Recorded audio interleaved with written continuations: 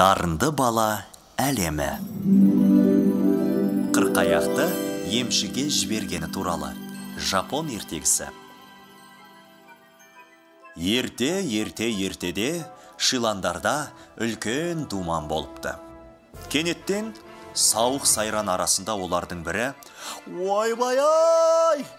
Ауырып кетті! Ойбай-ай! Шыдамым жетпейді! Ойбай!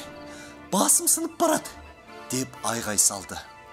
Бәрі әбігерге түсіп, емші керек деп шешті. Кім бару керек екенін шеше алмай, «Анау барсын, жоқ, одан да мынау барсын» деген дау көтерді.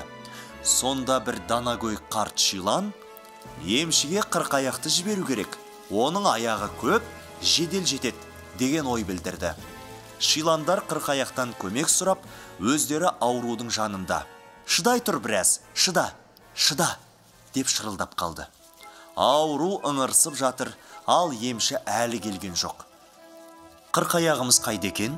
Емшіні неге әлі әкелген жоқ?»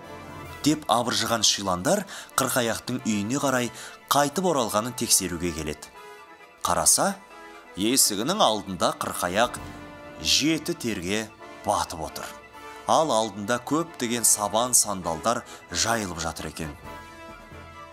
«Емші неге сонша ұзақ уақыт келмей жатыр?» деп шиландар одан сұрады. «Менің асығып отырғанымды көрмей тұрсыңдар ма?» деп сұрақпен сұраққа жауап берді. «Міне, 21 аяғыма киіп үлгердім. Бәріне сандал кигізіп болғаным соң, емшіге тез арада жетем». Осы сәтте ғана шиландардың қырқаяқ әлі аяқ киімін киіп болмағанына көз жетті. Ал ауру шиланның емшісіз жазылып кеткені жолы болған екен. Ақсақалдардың «Тез жүгірген бірінші келмейді, тез жиналған келеді» деген сөзі босқа емес.